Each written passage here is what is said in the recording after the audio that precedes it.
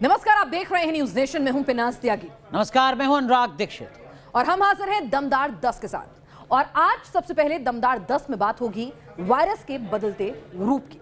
न सर्दी, न जुकाम, न बुखार, न गले में खराश। वायरस ने अपना रूप बदल लिया है और उसके हमले के लक्षण भी बदल गए। जी हाँ, भूख न लगना, कमजोरी, ऐसी समस्याएं हैं जिन्हें हम मामूली समझते हैं, लेकिन अब ये मामूली दिक्कतें कोरोना के अटैक के लक्षण भी हो सकते हैं। नेशन इन्वेस्टिगेशन में आज हम बहरूपिया वायरस के बदलते लक्षणों की पड़ताल करेंगे। साथ ही आपको यह भी बताएंगे कि कैसे कोरोना अब दिल पर दावा बोल रहा है।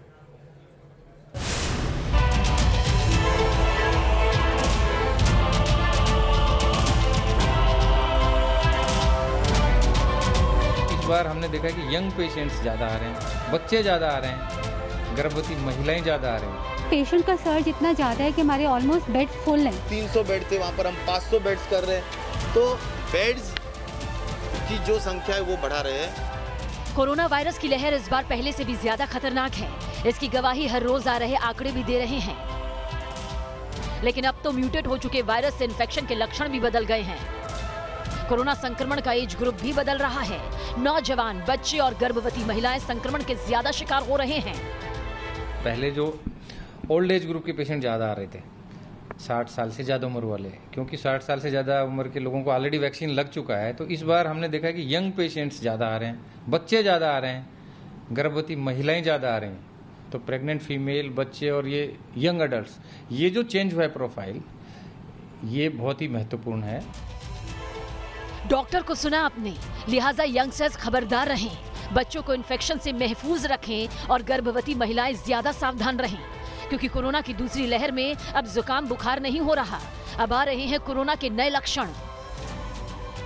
आखिर कोरोना के किस तरह के नए लक्षण सामने आए हैं? नए लक्षण वाला कोरोना का ये कौन सा वेरिएंट है?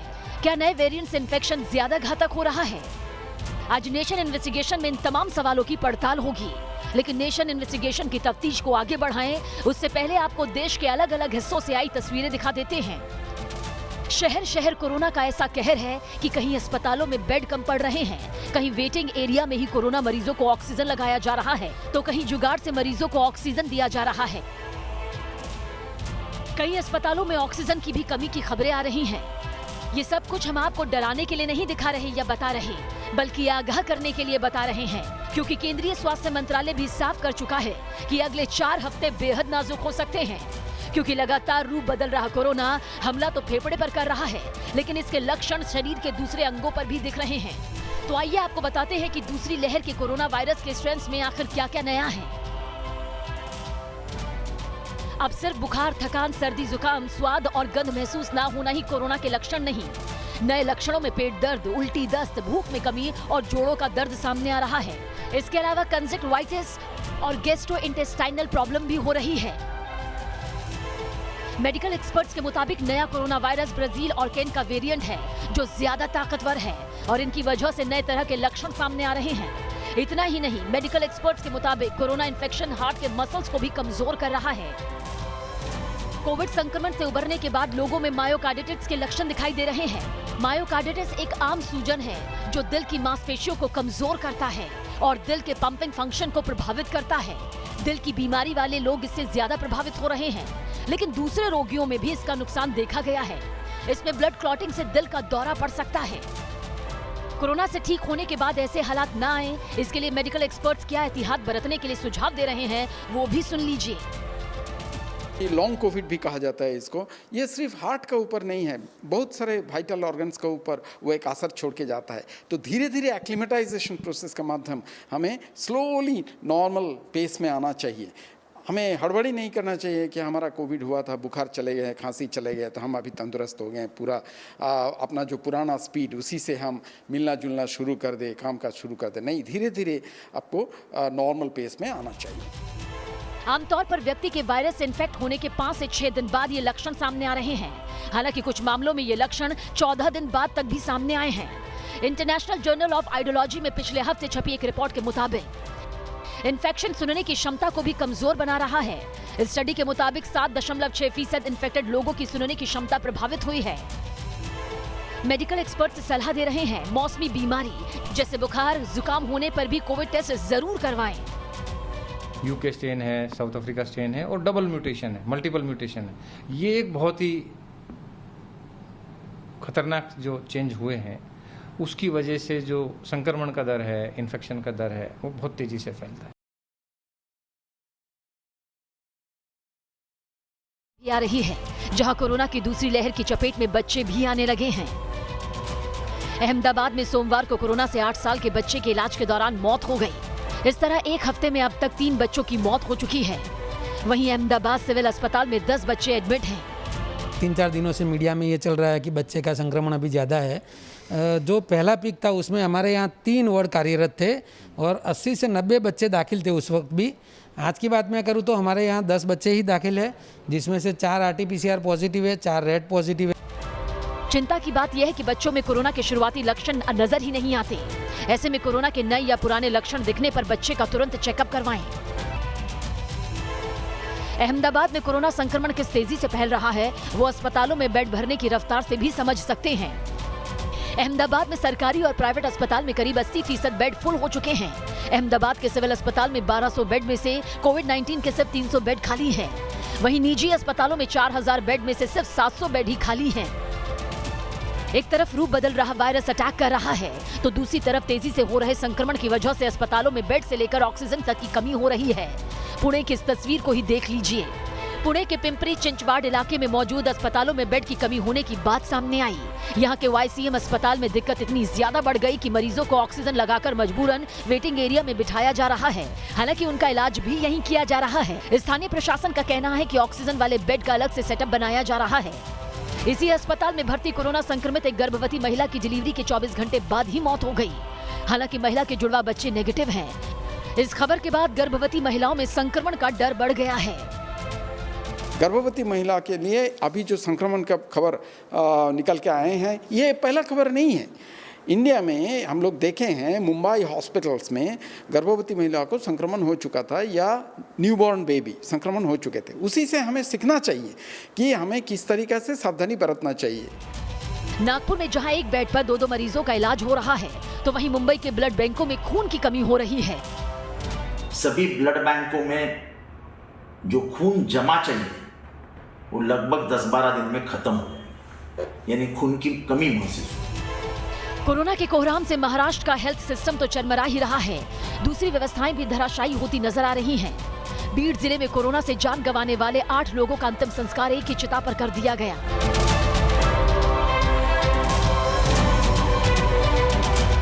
सफाई दी गई कि स्थानीय लोगों ने अंतिम संस्कार का विरोध कर दिया, तो एक अस्थायी शवदाह ढूंढा गया, लेकिन वहां जगह कम थी, तो एक ही चिता पर 8 शवों का अंतिम संस्कार किया गया।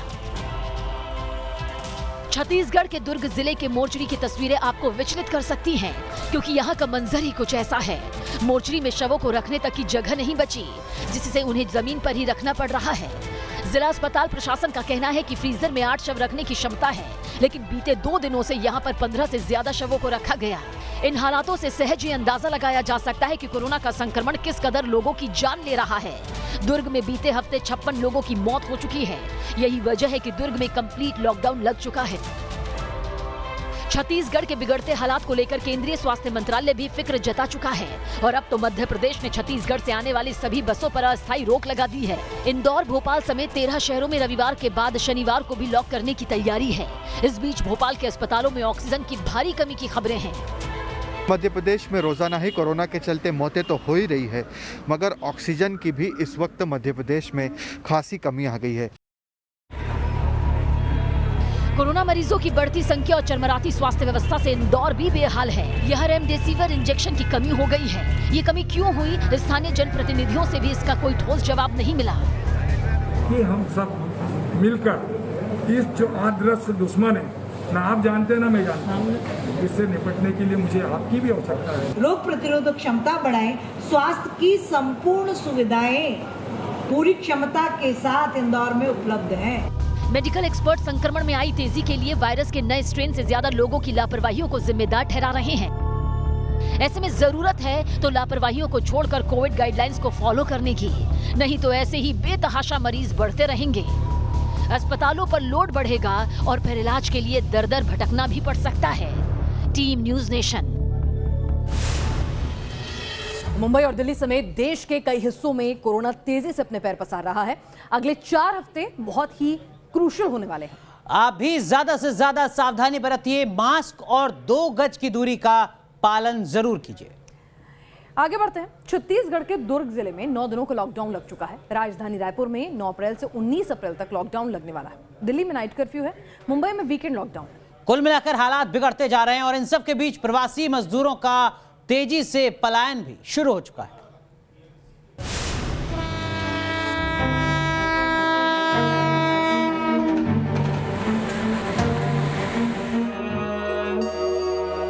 काम जब बंद हो गया तो गोरखपुर तो जाना ही पड़ेगा ना। काम नहीं मिलेगा तो क्या करेंगे, 1 महीना बैठ के क्या करेंगे, खाने के लिए कुछ नहीं मिलेगा तो क्या करेंगे, इसलिए ये पहले जैसा हमें चाहते हैं कि दोबारा वही मिलता है, हम लोग निकलना चाहते हैं। कहाँ जा रहे हैं? गोरखपुर जा रहे हैं। रोटी कपड़ा मकान से भी बर्बाद हो गए, है ही नहीं तो क्या खाए, क्या करें, काम भी है नहीं। वहाँ पे हम 2 दिन में कमा लेंगे, यहाँ हफ्ते में भी मुश्किल है। जिसके पास मतलब है खाने पीने के लिए वो लोग रुका है, जिसके पास मजबूरी है वो जा रहा है। इस वजह से भी सोच रहा हूँ कि फिर जाऊँ, फिर बंद हो जाए, फिर वापस आऊँ, तो फिर दिल्ली का रहेगा। ये वायरस के सेकेंड वेव का इफेक्ट है। मुंबई में मिनी लॉकडाउन लगा और फिर मुंबई के रेलवे स्टेशन पर प्रवासी कामगारों की कतार लग गई। मुंबई से जो ट्रेनें यूपी जा रही हैं, उसमें टिकटों की मारामारी हो रही है, जबकि वही ट्रेनें जब यूपी से अलग अलग शहरों से मुंबई लौट रही हैं, तो पूरी की पूरी ट्रेन खाली। मुंबई के लोकमान्य तिलक टर्मिनस से न्यूज नेशन रिपोर्टर श्वेता घुमसे ने जो रिपोर्ट भेजी है, वो पिछले लॉकडाउन की यादें ताजा कर रही हैं। लोग अब परेशान होकर अपने अपने राज्य जाने के लिए मजबूर है। ये देखिए, ये प्रवासी मजदूर है। हालांकि कई महीनों से इन्होंने अपना टिकट जरूर किया, लेकिन इनमें से कुछ आबादी ऐसी भी है, कुछ लोग ऐसे भी है जिन्होंने तत्काल में अपना रिजर्वेशन किया है। हालांकि राज्य सरकार की ओर से जब से ऐलान कर दिया कि 30 अप्रैल तक मिनी लॉकडाउन होगा, तो मजदूर अपने घर जाने के लिए मजबूर है। मुंबई का लोकमान्य तिलक टर्मिनस, जहां से यूपी और बिहार जाने वाली ज्यादातर ट्रेनें रवाना होती हैं, पिछले 2 दिनों में यहां अचानक यात्रियों की संख्या बढ़ गई। वजह क्या है, वो पलायन करने वाले मजदूरों से खुद सुनिए। यहाँ पर वही लॉकडाउन की डर है ज़्यादा, कि लॉकडाउन लग जाएगा तो कैसे रहेंगे। बीते लॉकडाउन के जख्म आज भी लोगों के दिलों में ताजा हैं, लिहाजा इस बार लोग कोई भी रिस्क नहीं लेना चाहते। मुंबई में रहने वाले प्रवासी मजदूरों को लग रहा है कि मिनी लॉकडाउन के बाद देश की आर्थिक राजधानी में कहीं संपूर्ण लॉकडाउन न लग जाए। अगर ऐसा हुआ तो उन्हें ना यहाँ तो काम मिलेगा और ना ही यहाँ से वापस गाँव लौटने के लिए यातायात का साधन। प्रवासी मजदूर आखिर क्या वजह है कि जाने के लिए मजबूर है? माया नगरी मुंबई से सामान देखिए किस तरह से इन्होंने भर के सामान रखा हुआ है। रेलवे स्टेशन पर ये पहुंचे हुए हैं। सीधे हम इनसे ही पूछते हैं कि आखिर क्या वजह है, इतना सामान लेके कहाँ भाई? मैडम, ये कोविड का केस ज़्यादा हो गया है, इसके वजह से हम लोग का काम बंद हो गया है। मुंबई में यात्रियों की लगातार डिमांड के बाद रेलवे अलग अलग रूट्स पर ट्रेनें बढ़ा रही है। 7 अप्रैल से यूपी और बिहार के लिए कुछ नई ट्रेनें शुरू करने का ऐलान किया गया। लोकमान्य तिलक टर्मिनस मुंबई से फैजाबाद और लोकमान्य तिलक से कार्यककाल के लिए सुपरफास्ट स्पेशल ट्रेन चलाई जा रही है। हाँ, इन ट्रेनों में कंफर्म टिकट वाले यात्रियों को ही सफर करने की अनुमति होगी। ये तस्वीरें देखिए, लोकमान्य तिलक टर्मिनस की ये तस्वीरें हैं, जहां पर प्रवासी मजदूर बिहार, पटना, इसी के साथ उत्तर प्रदेश, मध्य प्रदेश, पश्चिम बंगाल के लिए रवाना होने के लिए बैठे हुए हैं। कहाँ जा रहे हैं भैया? गोरखपुर जा रहे हैं। और आप कहाँ जा रहे हैं? बिहार जा रहे हैं। बिहार जा रहे हैं। अच्छा, वजह क्या है? लॉकडाउन के पहले हम लोग सोच रहे हैं निकल जाए यहाँ से, गाड़ी घोड़ा नहीं मिलेगा तो क्या करेंगे इधर में। मुंबई में लोकमान्य तिलक टर्मिनस से आपने प्रवासी मजदूरों पर ग्राउंड रिपोर्ट देखी। अब आपको नई दिल्ली रेलवे स्टेशन लिए चलते हैं। क्या भीड़ बहुत ज्यादा है अंदर? नहीं, भीड़ तो है ही ज्यादा। तो यहाँ पर तो बोला गया था कि जिसके पास रिजर्व टिकट होगा वही जा सकेगा। अब ये आप देख लीजिए, जैसे ये है, इनका सामान है, कैटरिंग वाले हैं, ये अपना सामान रखे हैं, अब निकाल रहे हैं। अंदर भीड़ नहीं लग रही है? मास्क सब पहन रहे प्रॉपर तरीके से? हाँ, तो ये सिचुएशन है। इस समय मैं सहरसा ट्रेन के अंदर हूँ, जो सहरसा दिल्ली एक्सप्रेस है। क्या नाइट कर्फ्यू की वजह से नौकरी छोड़ के लोग जा रहे हैं यहाँ से? हाँ जी, काफी प्रेशर है इस वजह से। गोरखपुर यात्रियों का स्वागत करता है यात्रीगण। अब आपको यूपी के गोरखपुर रेलवे स्टेशन लिए चलते हैं। आम दिनों में गोरखपुर से यूपी जाने वाली ट्रेनों में टिकट आसानी से नहीं मिलती, लेकिन फिलहाल मुंबई जाने वाली ट्रेनें खाली जा रही हैं। मुंबई में जिस तरह से संक्रमण लगातार बढ़ता जा रहा है, उसको देखते हुए पूर्वांचल के तमाम लोग अब अपने घरों को वापस आ रहे हैं। होली के पहले जो लोग पहुंचे थे, हम इस समय मुंबई जाने वाली एक ट्रेन में है। ये लोकमान्य तिलक तक गोरखपुर से चलने वाली स्पेशल ट्रेन है। अगर हम पिछले सालों तक की बात करें तो इस ट्रेन में जितनी सीटें आपको खाली नज़र आ रही हैं, हर सीट पे 3 से 4 लोग आपको सवार दिखाई देते। लोगों ने रिजर्वेशन कराने के बावजूद अपना रिजर्वेशन कैंसिल किया है और पूरी ट्रेन एक तरीके से कहें तो लगभग खाली है। गोरखपुर से मुंबई जाने वाली जिन ट्रेनों में टिकट नहीं मिलती थी, वो इन दिनों खाली जा रही हैं। वजह क्या है, वो गोरखपुर से मुंबई जाने वाले स्पेशल ट्रेन में सफर करने वाले यात्रियों से सुनिए। डर तो लगेगा, लेकिन रोजी रोटी के लिए तो जाना ही पड़ेगा। इसके लिए बच्चे और बीवी भूखे हैं, माँ बाप भूखे हैं, तो अच्छा नहीं लगेगा ना। कोरोना से सब जनजीवन एकदम बेहाल हो गया है। उनके हाल स्थित है नहीं, एकदम बेकार हो गए हैं और रोटी कपड़ा मकान से भी बर्बाद हो गए। है ही नहीं तो क्या खाए, क्या करे, काम भी है नहीं। हम तो ऐसे जा रहे हैं, हमारा घर द्वार उधर है, बच्चे हैं, तो इसके लिए जाना पड़ रहा है। गोरखपुर रेलवे स्टेशन के बाद न्यूज नेशन रिपोर्टर दीपक श्रीवास्तव ने गोरखपुर के पिपराइच इलाके का रुख किया। महाराजी गांव में पहुंचकर दीपक ने ये समझने की कोशिश की कि जो लोग पिछले लॉकडाउन और त्योहारों के मौके पर मुंबई और दूसरे शहरों से अपने गांव आए, वो वापस क्यों लौट रहे हैं। हम इसमें पिपराइच इलाके के महाराजी गांव में है। यहाँ पे भी 30% जो इस गांव की आबादी है वो बाहर रहती है, दूसरे प्रदेशों में, दूसरे शहरों में काम करती है। ये बताइए, जब आप बाहर काम किया करते थे तब की क्या स्थिति थी और अब कितना बड़ा बदलाव, कोरोना के केस जिस हिसाब से बढ़ रहे हैं? एक्चुअली ये है कि काम भी नहीं चल रहे हैं, तो फिर वापस जाना मुश्किल पड़ रहा है। क्योंकि एयरपोर्ट पे मैं था ताज सेट शेयर कैटरिंग में, कोरोना की वजह से फ्लाइटें नहीं चल रही हैं, तो फिर हमारा काम बंद हो चुका है। अभी कितना डर लग रहा है और कितने लोग वापस जाने को फिर से अब हिम्मत जुटा पा रहे हैं? पहले तो ये कह के डरवाया जा रहा है कि इस समय जो कोरोना हो रहा है वो पहले की अपेक्षा ज़्यादा चपेट कर रहा है। कोई रिस्क नहीं लेना चाहता है, पिछले साल का भुगता हुआ है और इस साल वो सोच रहा है कि अपने घर समय से पहले पहुंच जाए।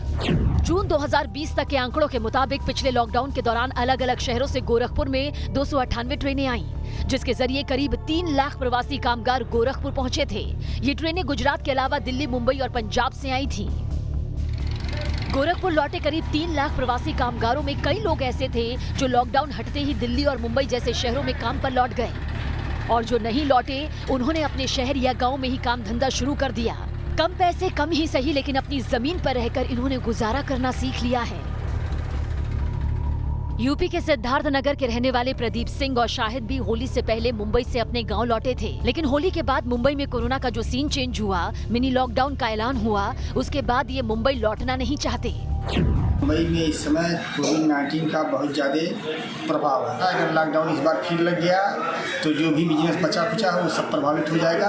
हम लोग भुखमरी के कगार पे आ जाएंगे। वहाँ का माहौल अब धीरे धीरे लॉकडाउन का बन रहा है, कारखाने सारे बंद हो रहे हैं। मैं ये सोच रहा हूँ कि यहीं पे अपने कुछ साथियों के साथ जो है मिलकर सिलाई का दुकान खोलेंगे और यहीं पे कारोबार करेंगे। यूपी के देवरिया में रहने वाले ये शिवराम यादव हैं। कई सालों से मुंबई की फिल्म इंडस्ट्री से जुड़े हुए हैं, लेकिन माया नगरी में कोरोना का कहर तेज हुआ तो ये काम धाम छोड़कर अपने गांव लौट आए। तो आपने देखा किस तरह से कोरोना जो है वो लोगों को मजबूर कर रहा है एक बार फिर से पलायन के लिए। लेकिन देश और दुनिया में अनुराग क्या हुआ आज, ये भी जान लेते हैं। जी हाँ, आज वो कौन सी खबरें हैं जो लगातार सुर्खियां बनी रही, दिखाते हैं आपको नेशन सुपरफास्ट में। मुंबई के कुर्ला में कबाड़ में लगी भीषण आग, फायर ब्रिगेड ने कड़ी मशक्कत के बाद आग पर काबू पाया। गुरुग्राम में हार्डवेयर शॉप में लगी भीषण आग, दमकल की गाड़ियों ने कड़ी मशक्कत के बाद आग पर पाया काबू। उत्तराखंड के कुमाऊं में कई इलाकों में अभी भी आग का तांडव जारी, कम विजिबिलिटी के चलते हेलीकॉप्टर शुरू नहीं कर पाए रेस्क्यू ऑपरेशन। बंगाल के कुछ बिहार में हत्या के विरोध में लोगों ने की आगजनी। उत्तराखंड में केदारनाथ, बद्रीनाथ समेत चारों धामों में बिछी बर्फ की सफेद मोटी चादर, निर्माण कार्यों में रुकावट।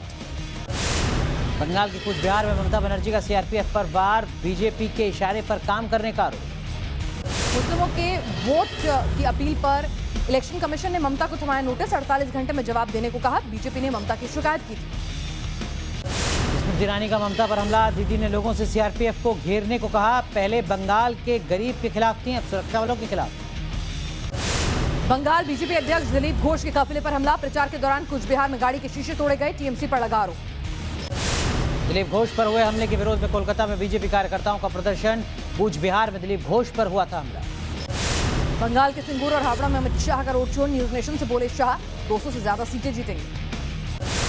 हावड़ा के डोमजुर में अमित शाह ने रिक्शा चालक के घर पर खाया खाना, कहा ममता बनर्जी के बयान में झलक रही है हार। बंगाल के जलपाईगुड़ी में गरजे सीएम योगी, कहा भगवान राम से चिढ़ती है दीदी, राम से टकराने वाले की होती है दुर्गति। सीएम योगी का ममता बनर्जी पर बड़ा आरोप, बोले 10 साल में टीएमसी सरकार ने किया भ्रष्टाचार, दंगाइयों के सिर पर ममता दीदी का हाथ। कूच बिहार से ममता ने बीजेपी पर कसा तंज, कहा बीजेपी के सांसद अब लड़ रहे हैं विधानसभा चुनाव, कल पार्षद का भी लड़ेंगे चुनाव। बंगाल के हुगली में जया बच्चन ने किया रोड शो, टीएमसी उम्मीदवार के लिए मांगे वोट। असदुद्दीन ओवैसी की मिशन बंगाल पर रोक, मुर्शिदाबाद में होने वाली रैली की परमिशन रद्द, ओवैसी का हेलीकॉप्टर भी लैंड नहीं करने दिया गया। बंगाल के हावड़ा में प्रचार के दौरान पत्थरबाजी पर बोले शहनवाज हुसैन, कहा हम तो कश्मीर में भी नहीं डरे तो बंगाल में कैसे डर जाएंगे। मुर्शिदाबाद में टीएमसी और कांग्रेस समर्थकों में हिंसक झड़प, टीएमसी कार्यकर्ताओं पर बमबाजी का आरोप, महिला समेत 2 लोगों की मौत। कूच बिहार की 27 सीट से बीजेपी उम्मीदवार कुमार रॉय के काफिले पर हमला, टीएमसी कार्यकर्ताओं पर गाड़ियों में तोड़फोड़ का आरोप, 2 लोग गंभीर रूप से घायल। परीक्षा पर चर्चा के दौरान पीएम ने छात्रों का बढ़ाया हौसला, बोले परीक्षा का डटकर करें सामना। पीएम मोदी ने पेरेंट्स और टीचर्स से की अपील, कहा परीक्षा के दौरान बच्चों को रखें तनाव मुक्त। दिल्ली में आपका बीजेपी मुख्यालय पर प्रदर्शन, कोरोना वैक्सीन के निर्यात का किया विरोध। जम्मू कश्मीर में सरकारी इमारतों पर तिरंगा फहराने के आदेश पर भड़की महबूबा मुफ्ती, कहा बीजेपी में है सुरक्षा की भावना। देश में कोरोना के रिकॉर्ड केस, 24 घंटे में 1,15,736 मामले, 630 लोगों ने तोड़ा दम। देश में 24 घंटे में 33 लाख से ज्यादा लोगों का वैक्सीनेशन, अब तक 8 करोड़ 70 लाख से ज्यादा लोगों ने लगवाया टीका। महाराष्ट्र में 24 घंटे में कोरोना के रिकॉर्ड केस, 59,907 नए केस मिले, वायरस से 322 लोगों की गई जान। महाराष्ट्र के स्वास्थ्य मंत्री राजेश टोपे ने कहा महाराष्ट्र में वैक्सीनेशन का सिर्फ 3 दिन का स्टॉक बचा। केंद्रीय स्वास्थ्य मंत्री डॉक्टर हर्षवर्धन ने टोपे के वैक्सीन की कमी के दावे को किया खारिज, कहा नाकामी छिपाने और पैनिक फैलाने की कोशिश। मुंबई में तेज हुई कोरोना की रफ्तार, 24 घंटे में 10,428 नए मामले, 23 लोगों की मौत। मुंबई में कोरोना के बढ़ते केस से खौफ में लोग, लॉकडाउन को सता रहा है डर, मुंबई से लोगों का पलायन जारी। नागपुर में कोरोना से राहत नहीं, 24 घंटे में सामने आए 5,338 कोरोना मरीज, 66 लोगों की मौत। छत्तीसगढ़ की राजधानी रायपुर में 9 से 19 अप्रैल तक लॉकडाउन, कोरोना संक्रमण की वजह से फैसला। राजधानी दिल्ली में भी तेजी से पैर पसार रहा है कोरोना, 24 घंटे में मिले 5,506 नए केस, 20 लोगों की मौत। कोरोना संक्रमण की बढ़ती रफ्तार के बीच केंद्र सरकार की बड़ी चेतावनी, कोविड-19 की दूसरी लहर है ज्यादा खतरनाक। कार में अकेले ड्राइव करते वक्त भी मास्क पहनना जरूरी, दिल्ली हाईकोर्ट का बड़ा फैसला, बढ़ते केस की वजह से एम्स की जनरल ओपीडी बंद। महाराष्ट्र के नासिक में रेमडेसिविर मेडिसिन के लिए दिखी लोगों की भारी भीड़, सोशल डिस्टेंसिंग की भी उड़ी धज्जियां। यूपी के मुरादाबाद में सोशल डिस्टेंसिंग की उड़ी धज्जियां, होलिका मंदिर में सोशल डिस्टेंसिंग का पालन न करते दिखे श्रद्धालु। जम्मू कश्मीर के शोपियां में सीआरपीएफ और पुलिस जवानों पर आतंकी हमला, सुरक्षा बलों ने आतंकियों को घेरा। कुपवाड़ा में गलती से भारतीय सीमा में दाखिल हुआ पाक नागरिक, भारतीय सेना ने पाक सेना के हवाले किया। बीजापुर में नक्सलियों के कब्जे में CRPF commando Rakeshwar Singh, news nation ने राकेश्वर सिंह को बचाने की मुहिम शुरू की। सीआरपीएफ जवान राकेश्वर सिंह की वापसी के लिए सड़कों पर उतरे लोग, जम्मू अखनूर हाईवे ब्लॉक कर जवान की वापसी की लगाई गुहार।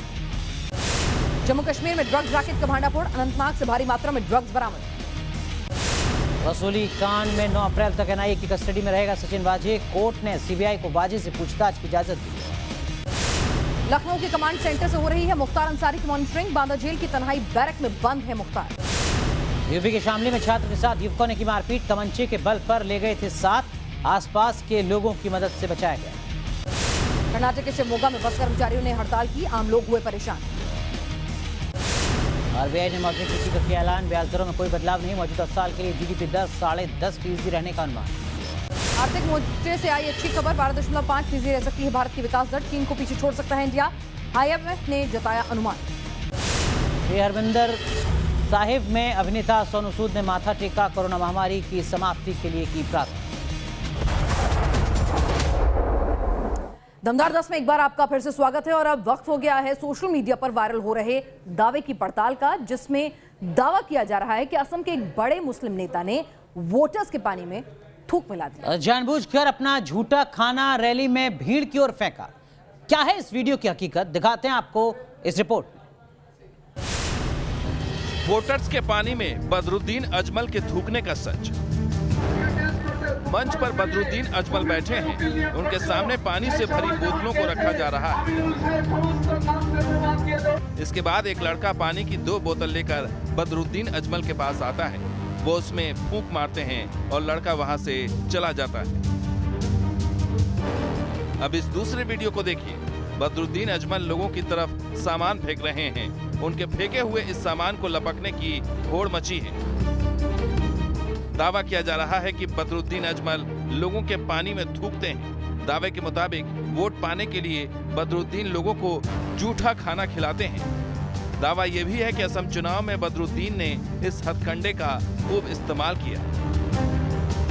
इस वीडियो को शेयर करते हुए सोशल मीडिया पर लिखा गया है, बदरुद्दीन अजमल लोगों के प्यालों में थूक रहा है, वो भी कोविड समय में, क्या बदसलूकी है। कुछ और यूजर्स ने बदरुद्दीन अजमल के ऐसे ही वीडियो शेयर किए। मौलाना बदरुद्दीन अजमल AIDF के प्रमुख हैं। असम में उनकी पार्टी ने कांग्रेस के साथ गठबंधन में चुनाव लड़ा है और मुस्लिम वोटरों के जरिए असम की सत्ता पर पहुंचने का दम भरा है। इससे पहले भी बदरुद्दीन अजमल पर घुसपैठियों को शरण देने का आरोप लगता रहा है। ऐसे में इस वीडियो के जरिए भी बदरुद्दीन अजमल को कटघरे में खड़ा किया जा रहा है। वीडियो में बदरुद्दीन अजमल पानी में फूंक मारते हुए लोगों की ओर सामान फेंकते हुए नजर आ रहे हैं। लिहाजा हमने कुछ सवालों के जरिए इस दावे की पड़ताल की। ऐसी क्या वजह है जिसके चलते लोग पानी लेकर बदरुद्दीन अजमल के पास जाते हैं? क्या बदरुद्दीन अजमल ने असम की चुनावी रैली में इस तरीके का इस्तेमाल किया? तफ्तीश की शुरुआत में हमने बदरुद्दीन अजमल के करीबियों से जानकारी जुटाई तो अहम बात पता चली। बदरुद्दीन अजमल के रैलियों में जो लोग पानी लेकर पहुंचते हैं वो उनके फूंक को चमत्कारी मानते हैं। बदरुद्दीन अजमल का फूंक मारा हुआ पानी पीने से कई लोगों की बीमारियां ठीक हो जाती है, ऐसा स्थानीय लोगों का दावा है। हालांकि अभी तक कितने लोगों की बीमारियां ठीक हुई या नहीं हुई, इस पर बदरुद्दीन अजमल की तरफ से कोई भी मुहर नहीं लगी है। पड़ताल की अगली कड़ी में हमने वायरल वीडियो की लोकेशन खंगाली। हमारी तफ्तीश जारी थी कि इसी दौरान एक फेसबुक पोस्ट मिला जिसे 4 अप्रैल 2021 को शेयर किया गया था। इसमें बदरुद्दीन का वही वीडियो है जिसमें वो सामान फेंक रहे हैं। इसी तरह ट्विटर पर भी बदरुद्दीन के पानी में फूंक मारने का वीडियो मिल गया, जिसमें जानकारी दी गई है कि यह वीडियो असम पंचायत चुनाव के दौरान का है। बदरुद्दीन अजमल ने लोगों के पानी में फूंक मारी थी। इस तरह हमारी पड़ताल में सामने आया कि वोटर्स के पानी में बदरुद्दीन अजमल के थूकने का जो दावा किया जा रहा है वो सही है। हालांकि इस फूंक और थूक वाले पानी से कोई बीमारी ठीक होती है, इसे डॉक्टर और वैज्ञानिक सही नहीं मानते। Team news nation. और वक्त हो गया आपको दिन की बड़ी खबरों से रूबरू कराने का। जी हाँ, आपको दिखाते हैं नेशन टॉप 10।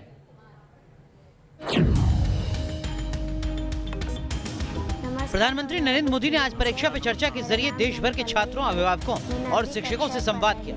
पीएम मोदी ने एक छात्र के सवाल के जवाब में कहा कि उन्हें एग्जाम से डरने की जरूरत नहीं, क्योंकि परीक्षा कोई आखिरी पड़ाव नहीं है। हम अपने लक्ष्यों के लिए बच्चों को जाने अनजाने में, माफ करना मुझे मेरा शब्द कहीं कठोर लगेगा, जाने अनजाने में हम बच्चों को इंस्ट्रूमेंट मानने लगते हैं। प्रधानमंत्री मोदी ने अभिभावकों से भी पढ़ाई को लेकर बच्चों पर दबाव न बनाने की अपील की। पीएम मोदी ने कहा कि बच्चों को घर में तनाव मुक्त रखें, इससे उनका आत्मविश्वास बढ़ता है। बंगाल के चुनावी रण में आज अमित शाह ने हुंकार भरी। 4 रोड शो के जरिए कार्यकर्ताओं का जोश बढ़ाया। पहले सिंगूर और फिर हावड़ा के जगदीशपुर में मेगा रोड शो किया। प्रचार के दौरान अमित शाह ने रिक्शा खींचने वाले शिशिर सिन्हा के घर खाना भी खाया। 200 सीट जीतने का दावा किया। बंगाल के अंदर 200 से ज्यादा सीटों के साथ भारतीय जनता पार्टी की सरकार बनेगी। एक तरफ बीजेपी बंगाल में पूरा जोर लगा रही है, वहीं ममता बनर्जी भी पीछे नहीं है। आज उनके टारगेट पर सिर्फ बीजेपी रही। जो बीजेपी करते हैं और पूछता है मोदी ना दीदी, उसको हम इज्जत नहीं करते हैं।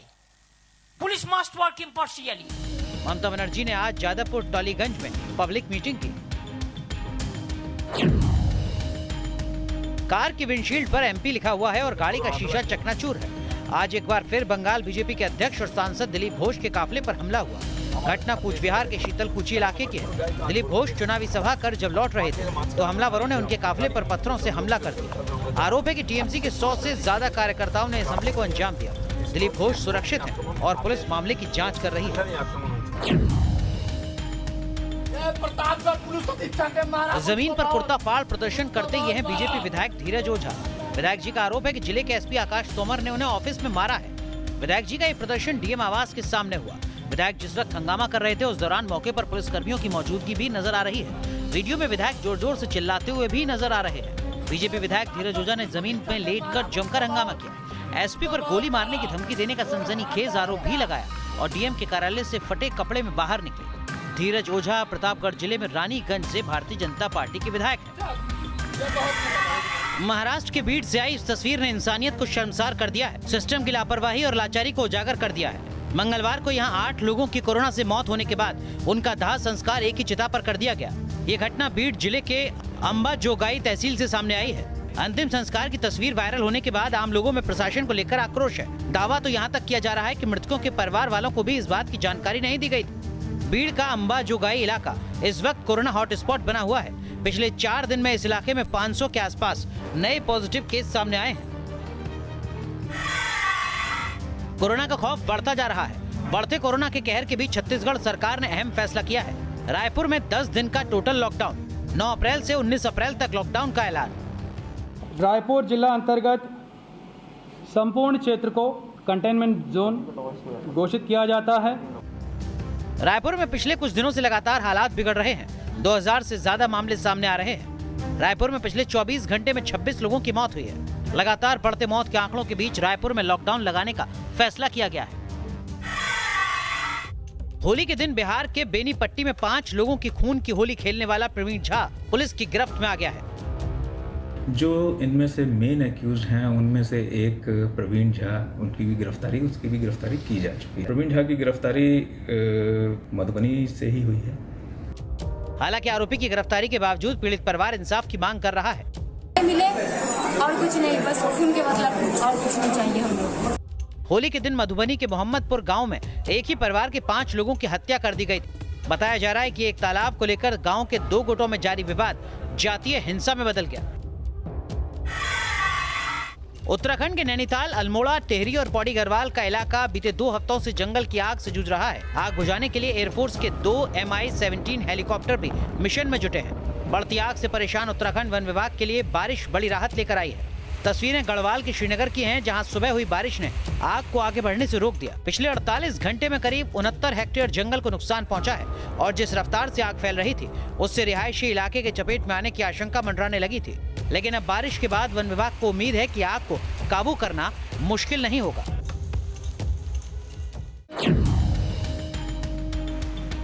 अप्रैल के महीने में आसमान से हो रही बर्फबारी ने बद्रीनाथ में लोगों की मुश्किलों को बढ़ा दिया है। तस्वीरें बद्रीनाथ के वसुधारा की हैं, जहां पर आईटीबीपी के जवानों की ट्रेनिंग चल रही थी। आईटीबीपी के जवान बर्फबारी के बीच चुनौतियों से लड़ने का गुर सीख रहे हैं। आईटीबीपी के जवानों की यह ट्रेनिंग 21 दिन होनी थी, जहां 101 जवानों को फौलाद बनाया जाता।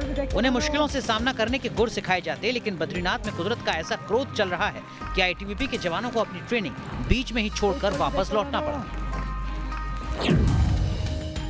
लेखक देवीर भंडारी की किताब युवा भारत हीरोज ऑफ टुडे आज दिल्ली में लॉन्च हुई।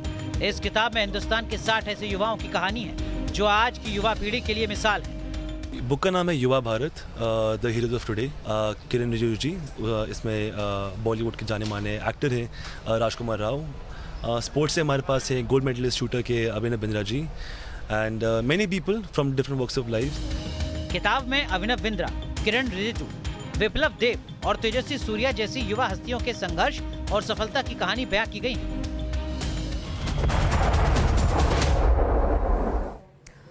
और अब बात आज की अच्छी खबर की। दिल्ली में टीकाकरण को प्रोत्साहन देने के लिए उत्तरी दिल्ली नगर निगम नई स्कीम लेकर आई है। इस स्कीम के मुताबिक अब टीकाकरण के नियमों में आने वाले लोगों को वैक्सीनेशन करवाने पर हाउस टैक्स में 5% की अतिरिक्त छूट मिलेगी।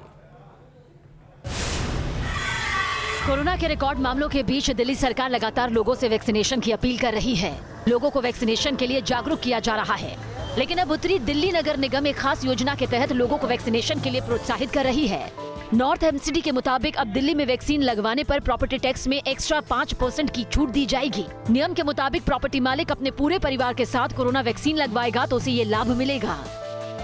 तो ये छूट इसलिए है कि लोग सुरक्षित रहें, ये छूट इसलिए है कि लोग अवेयर रहें और पूरे परिवार को इंजेक्शन लगवाएं, पूरे परिवार का टीकाकरण हो। तो जो पूरे परिवार का टीकाकरण करा लेगा और एडवांस टैक्स में सबकी स्लिप उसमें ऑनलाइन डाल देगा तो उसको 5% की छूट अलग से मिलेगी। उत्तरी दिल्ली के टीकाकरण लगवाने आए लोगों में भी इस नई घोषणा को लेकर काफी उत्साह नजर आया। यहाँ आए लोगों का कहना है कि निगम की ऐसी योजना पूरी दिल्ली में लागू होनी चाहिए।